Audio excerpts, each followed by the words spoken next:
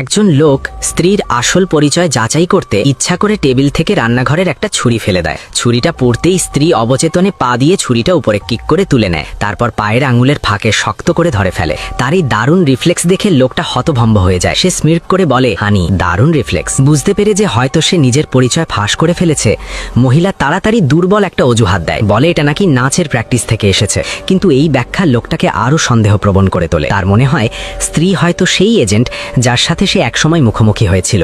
পরিস্থিতি টের পেয়ে তাদের মেয়ে ঠিক সময়ে কথা বলে টেনশন কমিয়ে দেয়। এরপর স্ত্রীও পাল্টা স্বামীকে পরীক্ষা করতে চায়। সে হাতে ওয়াইনের বোতল নিয়ে যেন হোঁচট খাচ্ছে এমন ভান করে আর বোতলটা বাতাসে ছুড়ে দেয়। লোকটা রান্নাঘর থেকে স্লাইড করে বেরিয়ে এসে এক হাতে বোতলটা ধরে ফেলে আর অন্য হাতে একদম নিখুঁতভাবে স্ত্রীকে সামলে ধরে। স্ত্রী অবাক হয়ে জিজ্ঞেস করে, হানি, তুমি কবে থেকে অ্যাক্রোবেটিক্স শিখলে? স্বামী লজ্জায় বা অপ্রস্তুত হয়ে পড়ে। কি বলবে বুঝতে না পেরে তাকে জড়িয়ে ধরে প্রসঙ্গ পাল্টানোর চেষ্টা করে। ঠিক তখনই দুজনের ফোন বেজে ওঠে। দুজনেই পরের দিনের নতুন মিশনের অর্ডার পায়। আসলে তারা দুজনেই টপ এজেন্ট। এক মিশনে তাদের মতবিরোধ হয়েছিল, কিন্তু কেউই জানতো না যে অন্যজনই সেই গোপন এজেন্ট। তবে তাদের মেয়ে আগেই গন্ধে বা সেন্টে পুরুষ এজেন্টকে চিনে ফেলেছিল, কিন্তু ইচ্ছা করেই কাউকে বলেনি। পরের দিন মেয়েকে নিয়ে এক হোটেলে মিশনে গিয়ে স্ত্রী হতহাক হয়ে দেখে তার স্বামী অন্য এক মহিলাকে নিয়ে একটি রুমে ঢুকছে।